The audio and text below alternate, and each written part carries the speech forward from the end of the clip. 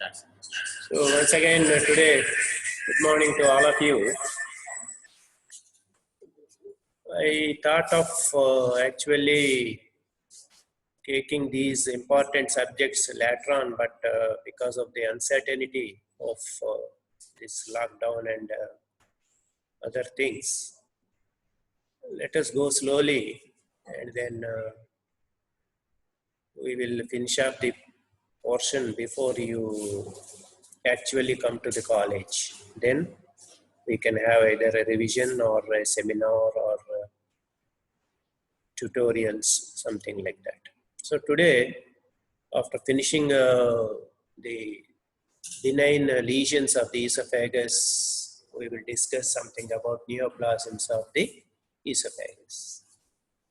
So neoplasms, of course, benign lesions are very rare in esophagus, and they may be epithelial like papilloma, adenoma, polyps, and other lesions, non-epithelial like the lipomas and GIST, that is gastrointestinal stromal tumors. One important anecdote I want to share with you is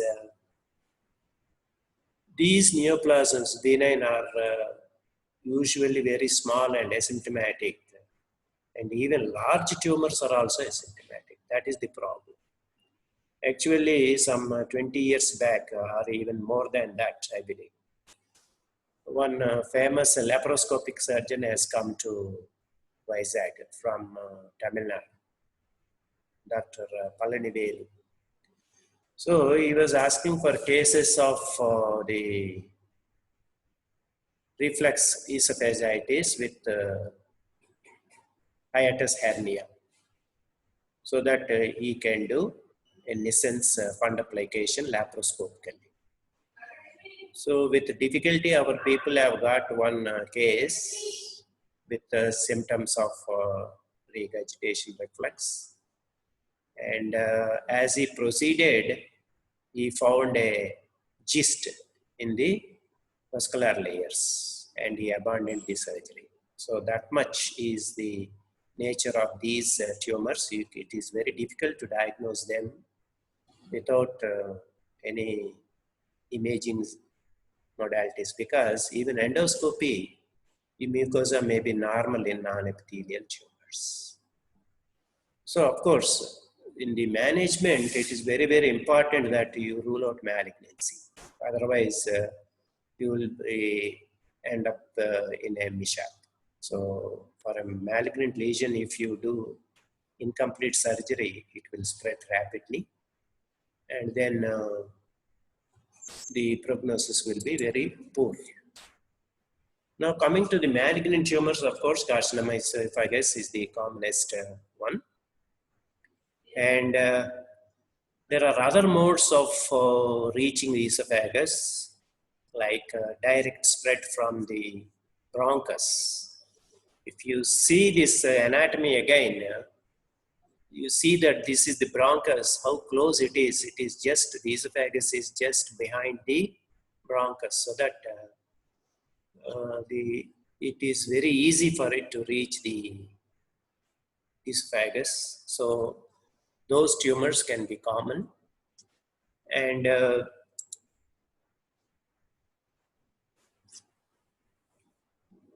other are non-epithelial, very, very rare. So we'll concentrate today on carcinoma of the esophagus. So this, in the West, it is now becoming a bit commoner because of the Barrett's esophagus, as I have written already. Whereas in countries like India and so far you have heard about Hubei province, thanks to this corona. Now this is in Ningxian province of China, where the incidence is more than 100 per 1 lakh population. So fairly common in India, and in fact one of my classmates' father suffered with this disease when we were students, and at that time, the diagnostic armamentarium was so poor that it was diagnosed very late. Now, the incidence is common around mid to late ages, and as I already told you, the prognosis is very poor. Now, what are the etiological factors of carcinoma of the esophagus? See, one thing is, if you are not sure of the etiology, if you write tobacco and alcohol, you will be almost 75% correct. That means to say that tobacco and alcohol are so common etiological agents for any carcinoma of the body. So here also it is tobacco, alcohol, and you might have learned earlier in oral cavity malignancies that these tobaccos and alcohol, not only they act individually, they have a synergistic effect. Another disease that is fairly common in oropharyngeal and esophageal regions is fungal. So the fungal infections will also lead to malignancy. And so also are the nutritional deficiencies, particularly in the esophagus and stomach. Achalasia, already we have dealt with achalasia, that is the lower esophageal sphincter is functionally very active, and because of the lack of the controlling mechanisms there.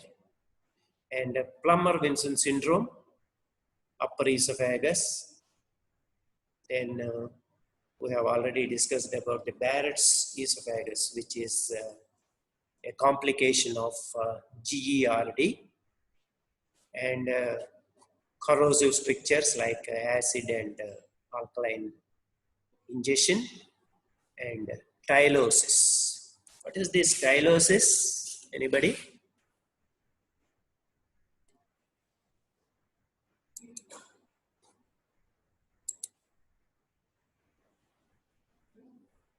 Tylosis. Thickening of.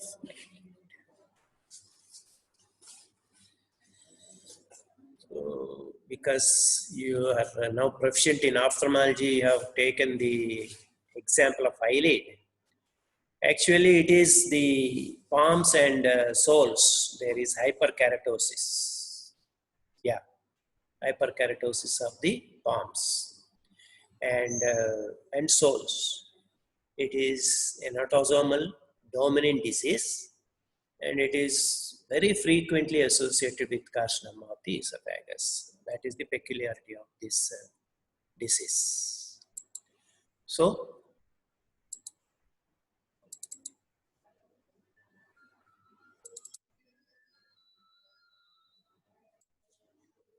these are the etiological factors. Now, coming to pathology, as we have already learned, the squamous cells will be lining the upper esophagus, and the columnar will be in the lower, not lower 1/3, but it is around cardia. But as far as carcinoma is concerned, the lower 1/3, particularly in the West, is very commonly associated with adenocarcinoma, whereas in India and Asian countries, squamous cell carcinoma predominates. This is next, of course, the prevalence in the esophagus. What are the sites? So this is an entrance question for you. That is, middle 1/3 of esophagus is the commonest site for carcinoma, squamous cell. Lower 1/3 next, then upper 1/3 next. So most of them are fungating, and some are ulcerating, and some will be cicatrizing, and annular growth may be there. So you can see that that is the fungating growth of esophagus. Sometimes it may be ulcerative also. So what is the spread? So here it is very important to know that the carcinoma can spread through all layers of the esophagus and surrounding structures like the trachea, recurrent laryngeal nerve, particularly the left side, and even aorta. There may be aortoesophageal fistula also sometimes. And this is a very important factor, that is the longitudinal spread is very, very important. This is not direct, actually, it is through submucosal lymphatics. So what is this peculiarity of this spread via submucosal lymphatics? So you may be seeing the growth in the lower 1/3 of the esophagus, but even macroscopic growth, but the spread may be even up to middle 1/3. So you should be careful, and while resecting the tumor, it's always safer to go a bit extra superiorly, because you can that way exclude this microscopic growth in the esophagus. Then lymphatics, this is also very important. Mainly it is distal, but sometimes it may be cranial also. And as high as supraclavicular lymph nodes can also be involved.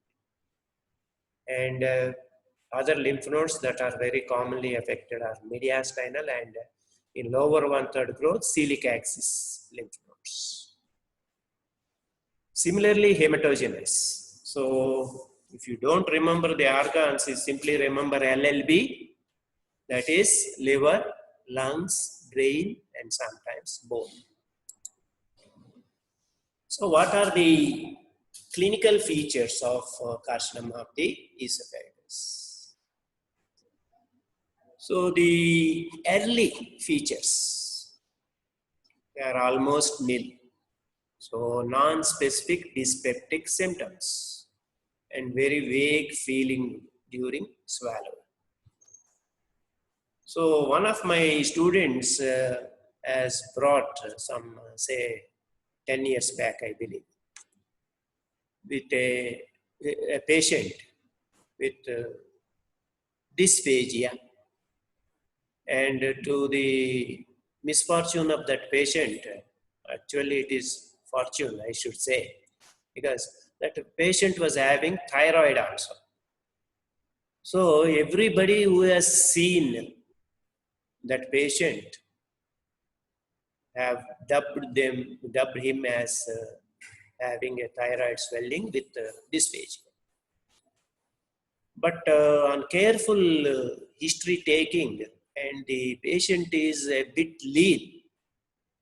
See, I have written here cachexia. I inquired about this dysphagia further, and he was able to give me few dyspeptic symptoms also. Then I immediately asked the patient to undergo endoscopy, and the result was carcinoma of the esophagus. So we have to do esophagectomy in that patient. So like that, early symptoms are very vague, and high index of suspicion is very, very important in carcinoma esophagus. Of course, once there is dysphagia, that means it is a fairly advanced disease. Regurgitation, and if it is, the lumen is a bit blocked, there may be vomiting. And upper esophagus growths, there may be odynophagia and lack of appetite, loss of weight. These are all the symptoms. Now, in advanced disease, there is, the patient may come with one of these few findings, like recurrent laryngeal palsy. He may in fact complain of hoarseness and Horner's syndrome. What is this Horner syndrome?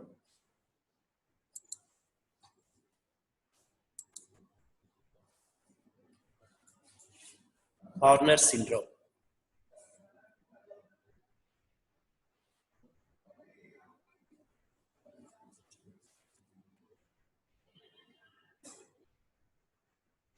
So somebody has written ptosis, meiosis, anhydrosis, yeah, hypohidrosis, yes.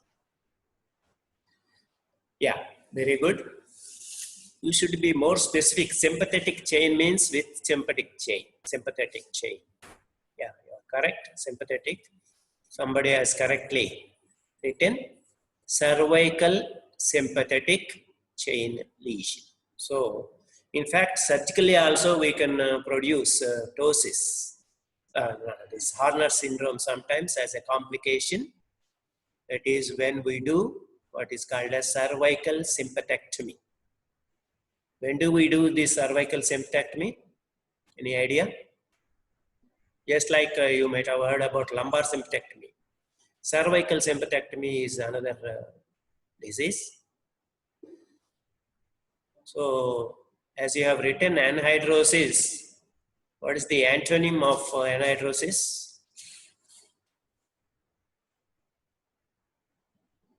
Some of the students will be suffering with this disease, particularly with anxiety. The palms and soles will be, yeah, hyperhidrosis. That is one of the indications of cervical sympathectomy, but the main indication is different.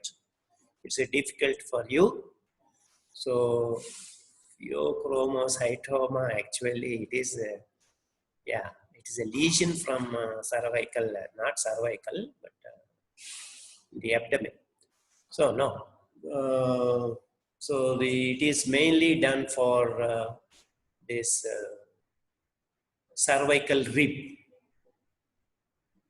So, in the cervical rib, there may be compression of the subclavian artery and other structures, even nerves. So, there will be symptoms of ischemia of the upper limb. In those cases, yeah, Raynaud's, good. Raynaud's usually we treat conservatively, but sometimes we may do cervical sympathectomy. But the basic indications for cervical sympathectomy are cervical rib and hyperhidrosis. Good. Now let us go back to our presentation. So spinal pain may be due to the secondaries in the spine and diaphragmatic paralysis because of phrenic nerve involvement. Advanced cases, anorexia, cachexia, supraclavicular lymph nodes, and abdominal esophagus. There may be even liver secondaries, particularly if it is adenocarcinoma. Now, coming to the investigations, as I already told you, the first line investigation is endoscopy. Whenever you are having the slightest doubt, you should go for endoscopy. In fact, in some countries where it is very prevalent, as I have told you, in China and in Japan, where it is carcinoma of the stomach, they do what is called as screening endoscopy.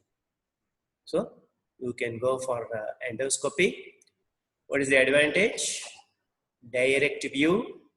You can exactly pinpoint the site and the actual size of the growth, and you can take biopsy for confirmation.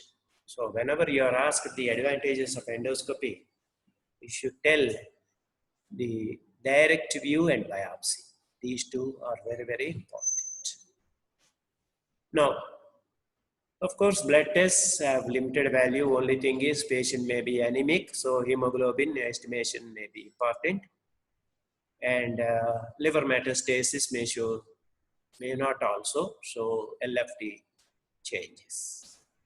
But it is very, very important for us to take chest X-ray, because by that we can diagnose lung secondaries and sometimes even aspiration pneumonia also, because of this obstructing the growth, obstructing the thing, and then it's going into the trachea.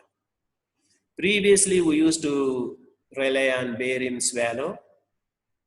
So the so-called shouldering and irregular intrinsic filling defect. Of course, the famous rat tail appearance we used to keep in the, even now also in the examination, we'll keep this X-ray for you. So I'll show you what is this rat tail. Then, of course, ultrasound abdomen has limited role. If at all there are secondaries in the liver, the patient may show this. And as I already told you, you may have to do, if there are symptoms of the respiratory system, bronchoscopy, right? So this is the endoscopy. You are seeing the growth there. This is very advanced. In this stage, nobody can do anything except giving palliative radiotherapy. So this is what is barium swallow. You can see that there is irregular filling defect and shouldering. So this is very typical of carcinoma of the esophagus. Then this is the rat tail. So this is the esophagus, and then there is complete narrowing. That means the barium has not filled this area. So this is called as rat tail appearance. Now, but nowadays, after endoscopy, the next investigation we should go for is CT, either chest or abdomen or both. So because you will know the extent of the growth, it's spread also to some extent, whether there are any mediastinal lymph nodes or anything, and metastasis in the lungs and in the liver will be known by CT scan. So sometimes where the mucosa is normal, particularly in the upper esophagus, you should immediately order for CT scan of the neck also, because by that only you can diagnose growths, because sometimes the mucosa may be just like in stomach, where we call it as Lionitis plastica. Here also you have to expect sometimes the mucosa will be bland, smooth, and then but it is infiltrated already, and the growth will be found on CT scan. Then MRI, of course, it is there, you can do it, but it is not of much use in carcinoma of the esophagus. But of late, we started doing endoscopic ultrasound. This is very, very important. It will diagnose mainly the T stage. It is almost equal to pathology, endoscopic ultrasound, in diagnosing the T stage of the growth. So depth of the tumor, invasion of the adjacent organs like trachea, and lymph nodes also can be seen by endoscopic ultrasound, upcoming investigation, nowadays becoming frequently used.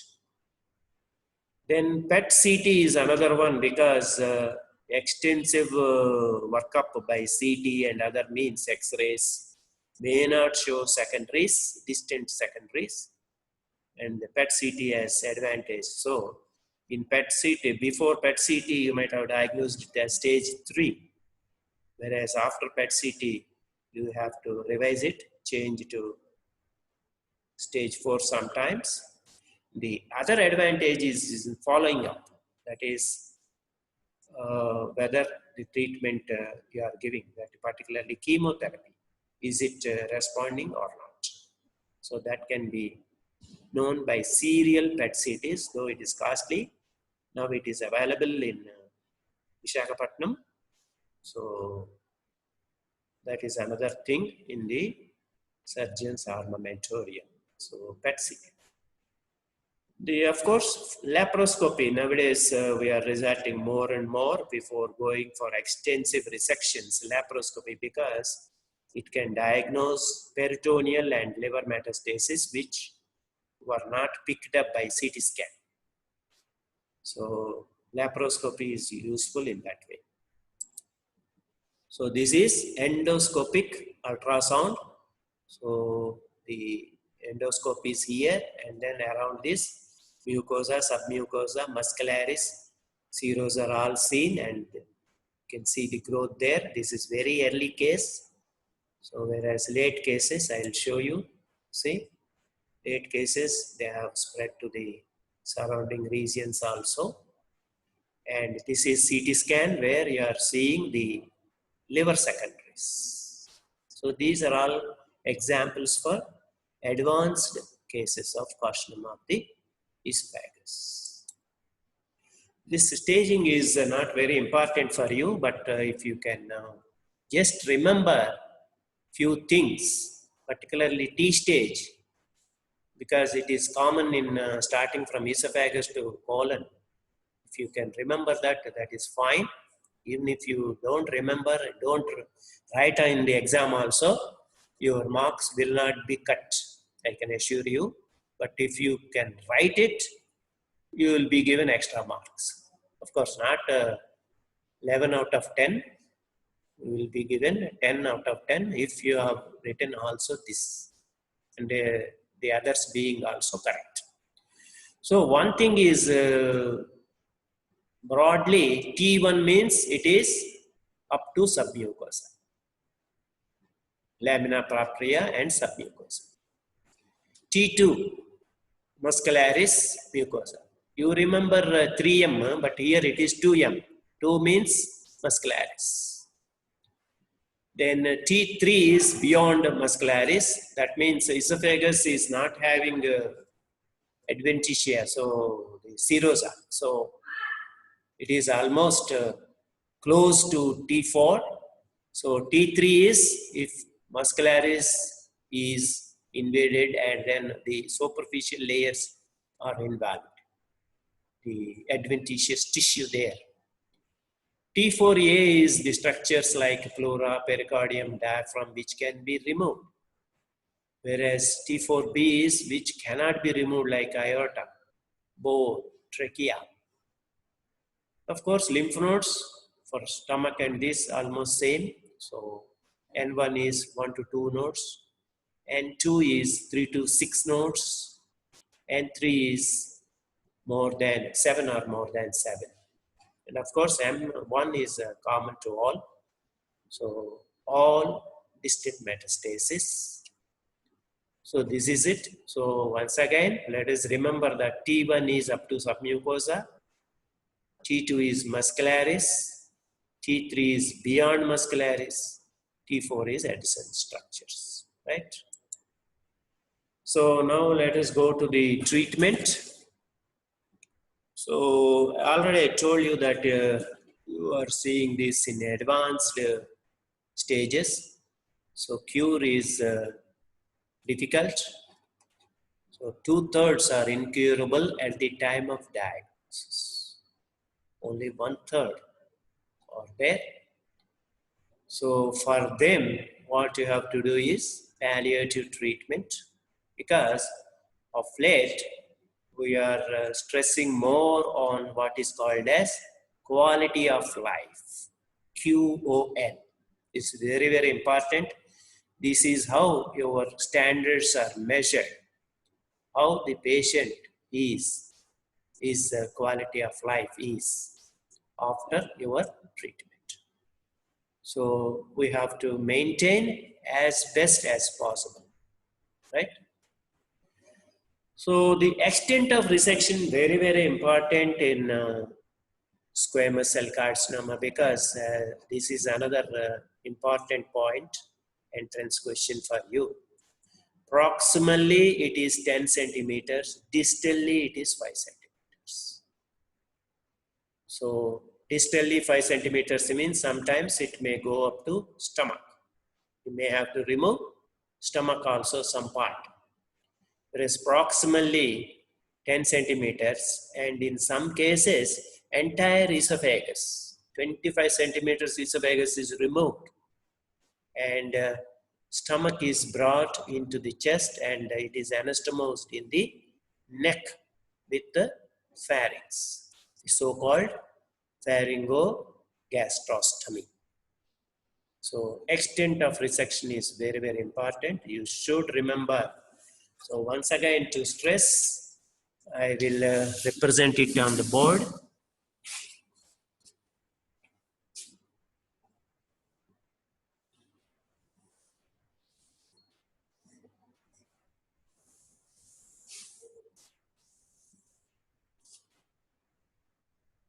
So suppose the growth is here. This is the macroscopic limit. So you have to go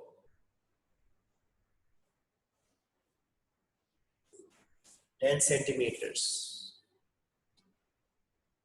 Because already I told you there are submucous lymphatics like this up to this.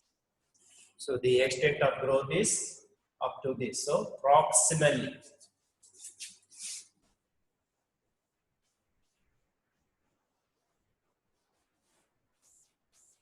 Distally, of course, you have to remove the stomach up to this.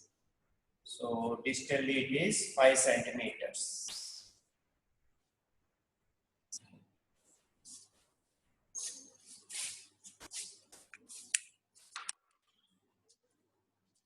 So this is what I have already told you yesterday in melanoma, satellite nodules. So here also there may be a growth here, small growth. So you have to resect as far as possible. Of course, in adenocarcinoma, the contiguous structures, already I told you in T4A, all these will come like crura, diaphragm and pleura. Lymphadenectomy is also another important aspect. So you have to do lymph nodes. There are, of course, advances like 2-stage lymphadenectomy, 3-stage lymphadenectomy. Don't bother about them. So this much said, which stage is amenable for surgery? Only A and B. So what are these A and B's? If you again recapitulate,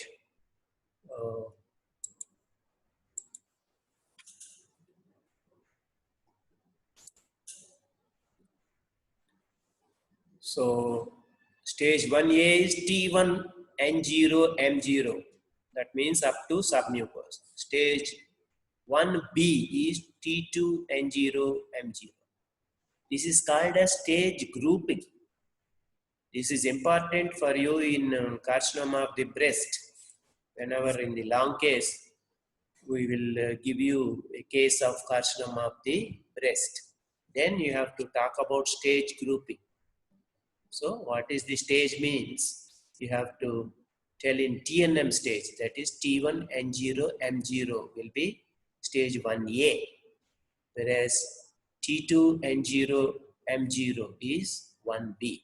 That means growths up to muscularis without lymph nodes, without any metastasis, are amenable for surgery, right? So that's what I have given you here, stage 1A and B. Now, different regions need different treatments. Because it is stage 1A and B, you cannot operate a post-cricoid because radiotherapy is the best option for post-cricoid and for that matter, upper 1/3 also. But our surgical oncologist will not agree. They will even resect this also, extensive, they will do pharyngoesophagectomy, laryngectomy, all those things. But as I already told you, quality of life is compromised in those cases.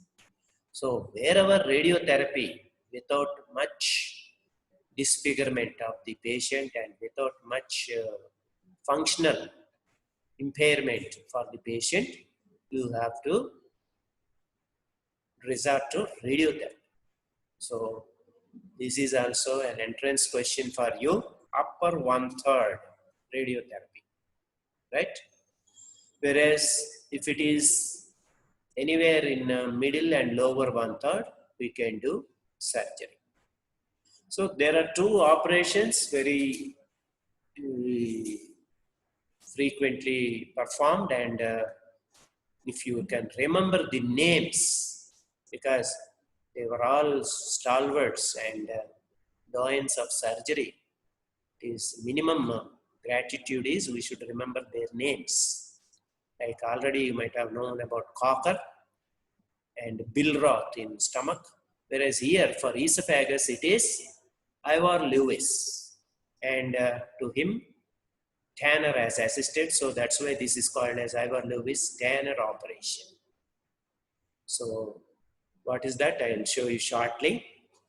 Lower esophagus, of course, is you can remove the lower part of the esophagus along with part of the stomach, and there is what is called as Oringer's. Most of the general surgeons, including me, used to do this operation. This is transhiatal esophagectomy. I have not added one word which is negative, that is blind.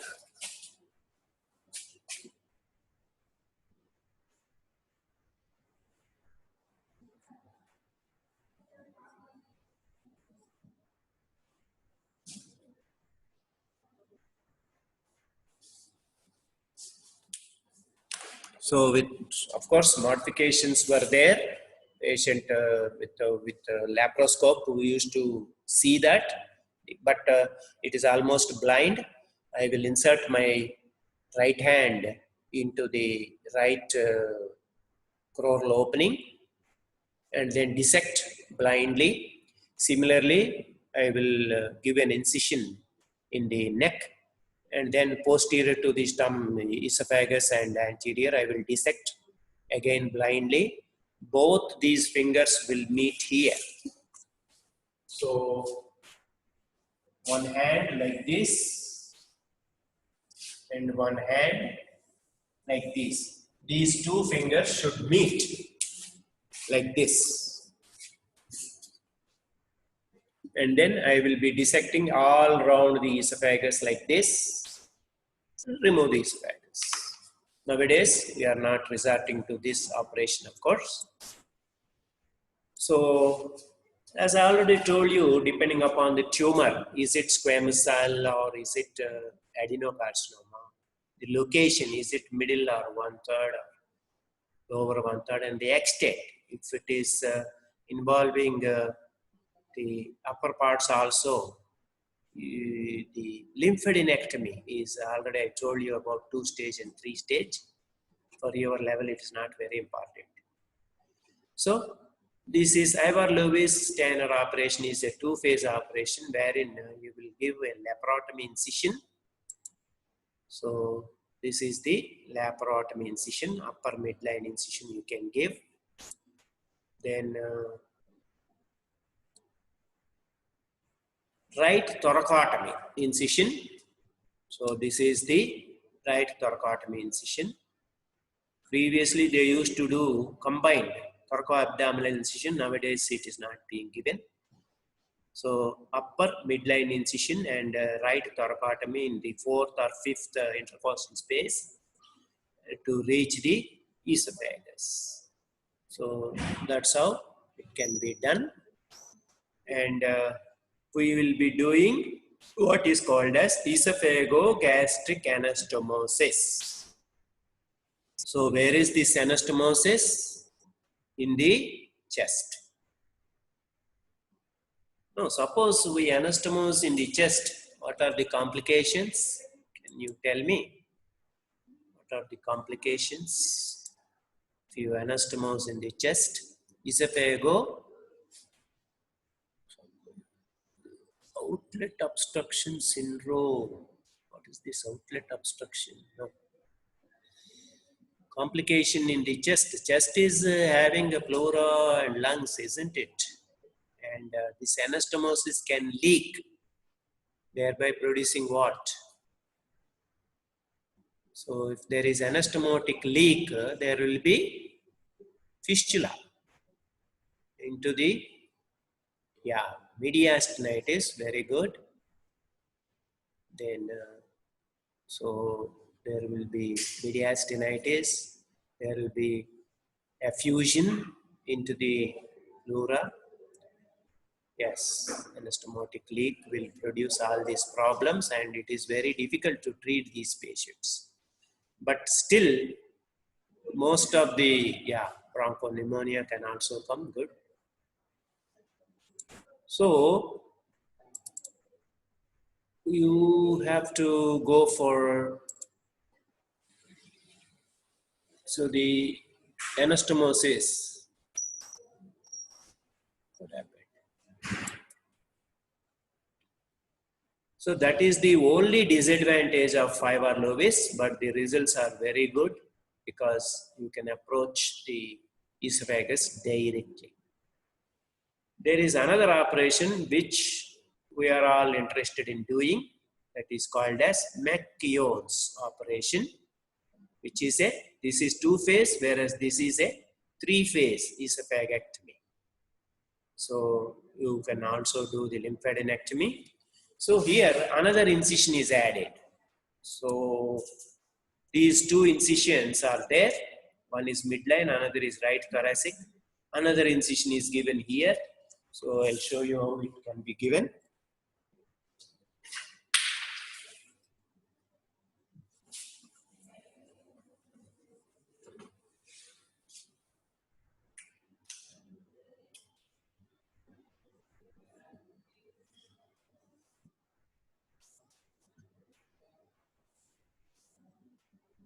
So midline incision is given, right thoracic incision is given,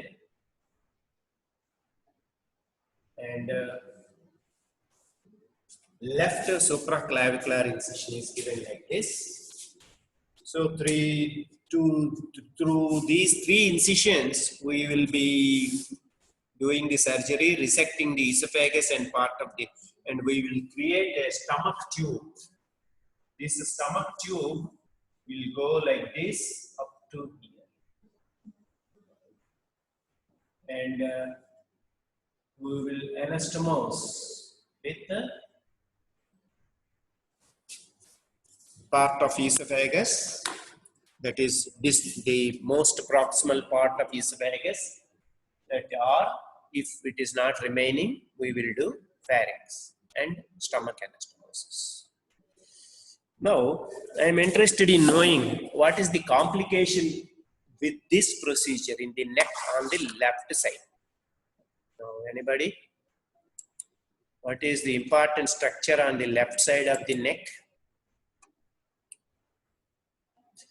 Of course, here also it can also leak, but it is in the neck means not a major, of course there are vessels, but they are not affected.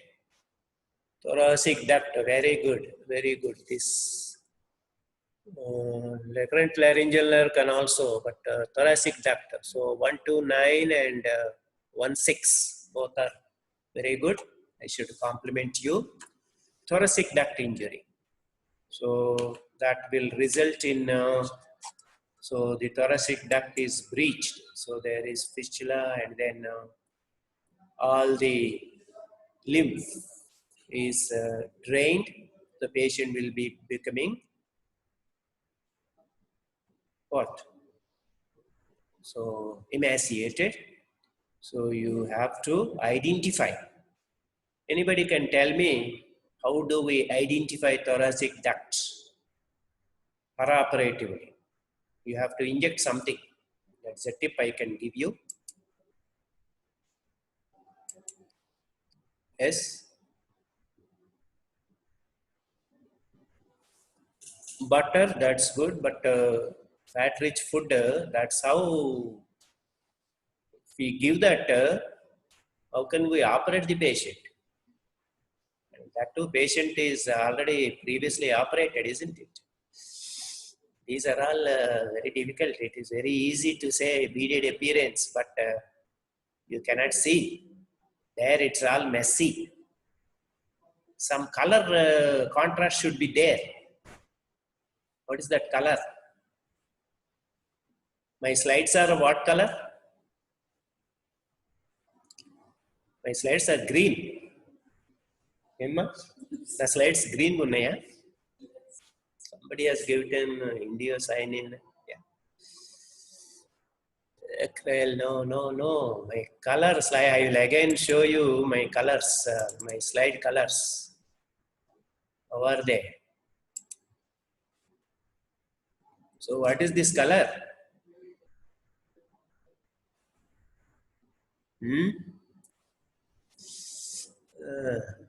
Difficult. Color also they are unable to identify. Iodized oil. No. Iodine should not be used there. It is simply methylene blue. Okay? Methylene blue.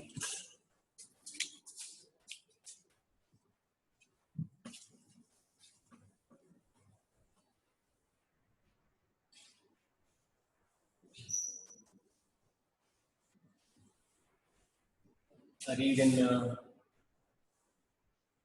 green color can also be given. Of course, if the patient is taking, as you said, you can give some butter or something and then give this blue or green color so that you can see the actual leak. And then what is the treatment? Suppose thoracic duct is injured during surgery and it is either recognized or operated later. What is the treatment for thoracic duct injury? This is an entrance question for you. Thoracic duct closure, I expected undergraduate to answer that, correct? So thoracic duct closure is the what I expect from you, but that is wrong answer. So, is anybody else? You simply ligate the thoracic duct. No harm. So you have to ligate at which place? That is also important.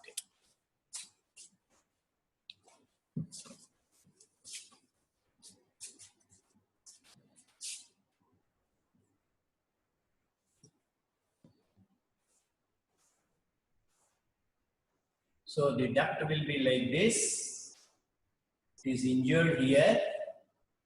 So ligate this. And this side. That's it. You may ask me what will happen to the absorption of these fats and all. Nothing will happen. It will be body will get accustomed to it. So the answer for thoracic duct injury is ligation. Okay. So let us go back.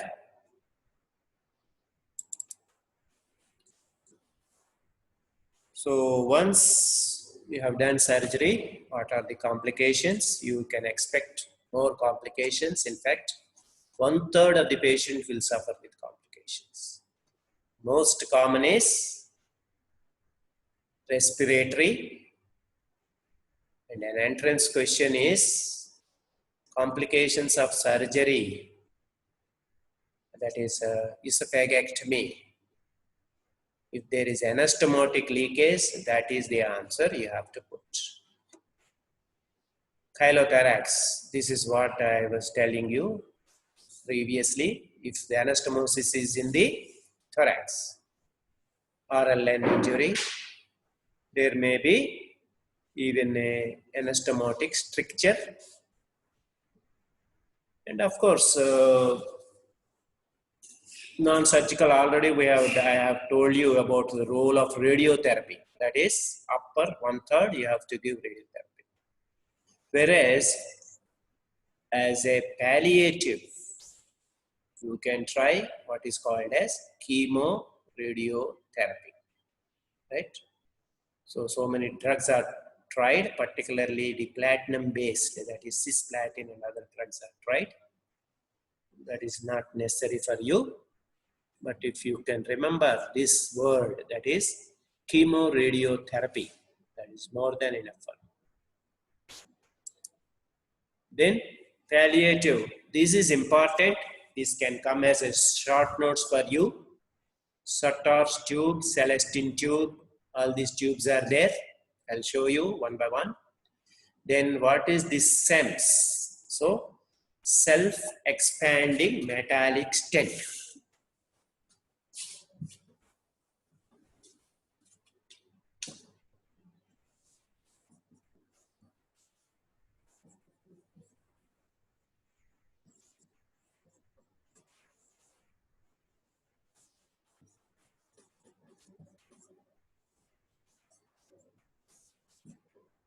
So, self-expanding metallic stent that is used in esophagus, and it is used also in other structure, other lumen. I just want to know what is that other lumen. Can anybody guess?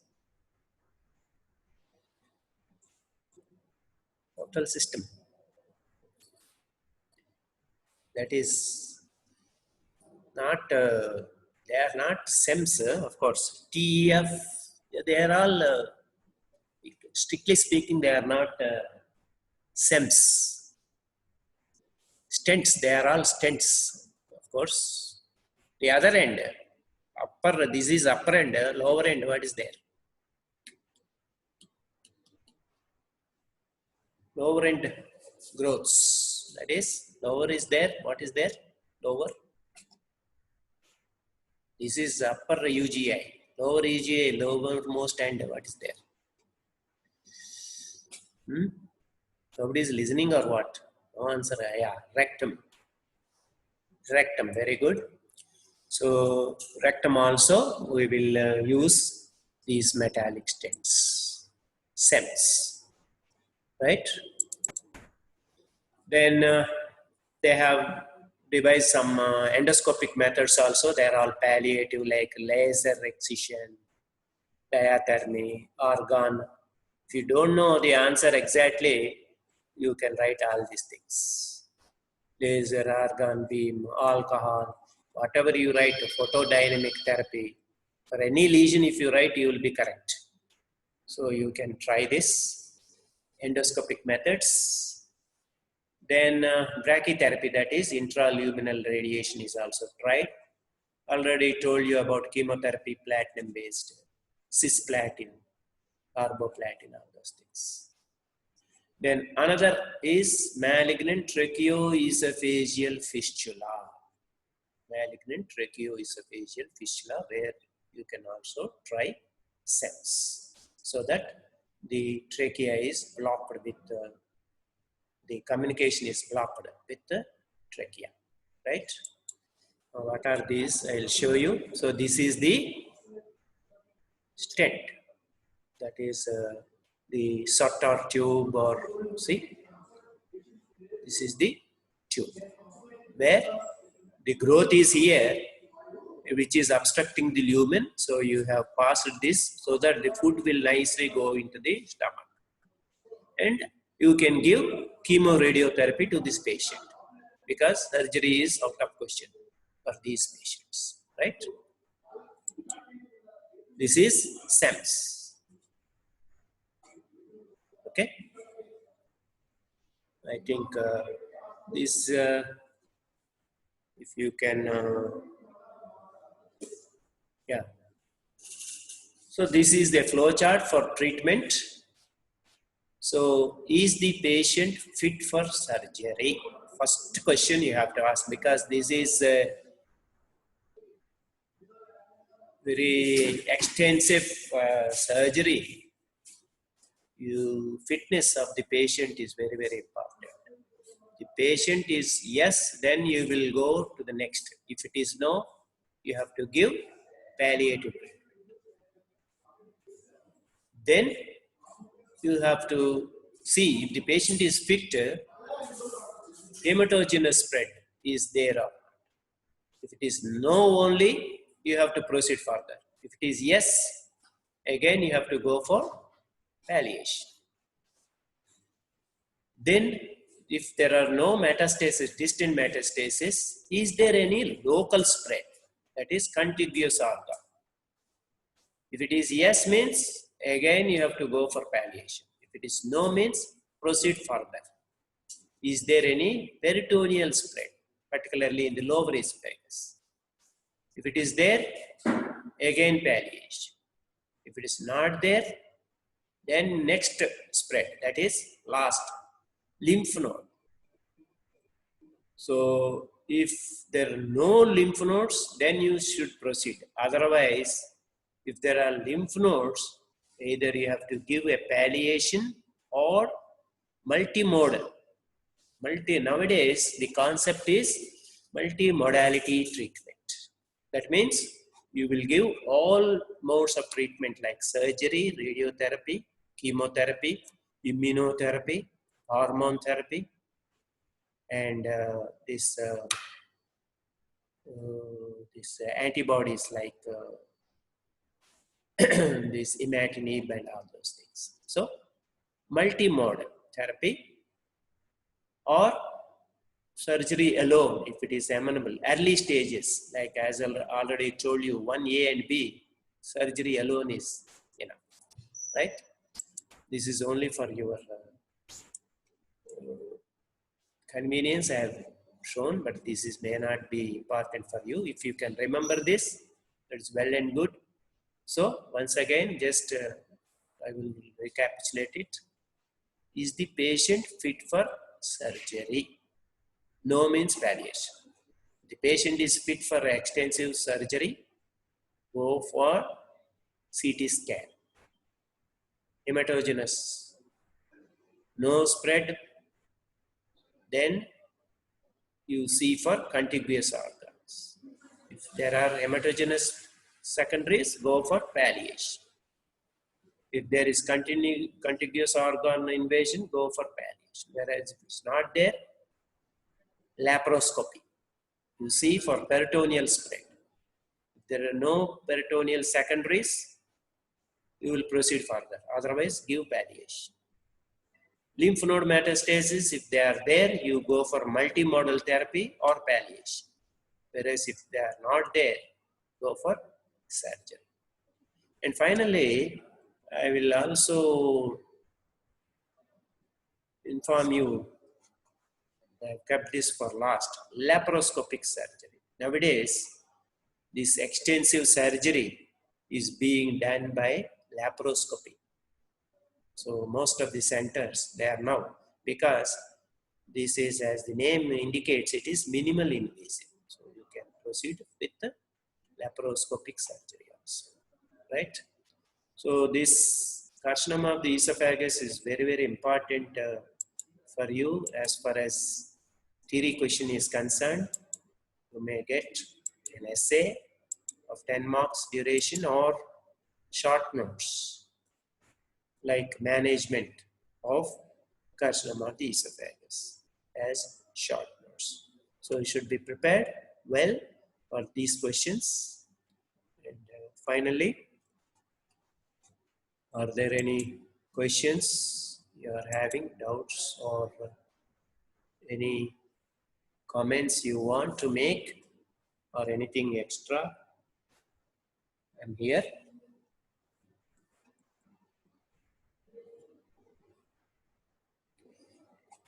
Go for, yeah, jejunal myocutaneous flap, case of remote segment of esophagus. Yeah, this you need not write jejunal myocutaneous, it is jejunal. Instead of stomach, you want to know whether jejunum can be as a replacement. Jejunum usually is not because of the extensive peristalsis it has, and then it is thinner compared to stomach. I have tried actually, but it's a failure. So another replacement, not for malignancy, for benign strictures, it is colon rather than the jejunum. Colon can be, particularly the transverse colon is a very ideal because it has got The another thing is why jejunum is difficult is you have to bring it into the chest. The vascular arcade prevents that from doing. So whereas for stomach and colon, you can disconnect most of the arteries. In fact, for this stomach, because it is not important for you, I didn't tell you what are all the arteries that are to be ligated, because you have to bring it into the even neck sometimes. Okay. So jejunum, no. Colon, yes. And why SEMS is used in esophageal perforation? Same thing. See, in esophageal perforation, again, the perforation is usually in the thorax. So it is very dangerous to operate in that area, and the patient will land in troubles like already we have mentioned about mediastinitis, pleural effusion, and all those things. So the patient is in a critical condition. It is better first to put SEMS, or for that matter, not even SEMS, simply you can put a tube drain all the offending material, and then you can go for surgery later after 1 month after giving some intravenous or hyperalimentation, right? Or even hyperalimentation by jejunostomy. Yeah, gold standard investigation is, as far as you are concerned, it is upper GI endoscopy only, right? You should not mention CT scan here. Okay. I think it is time up. So let us stop here. Okay. Next, I think I may hold an exam on esophagus next Tuesday. So be prepared for that, right? Thank you. Achara, next one.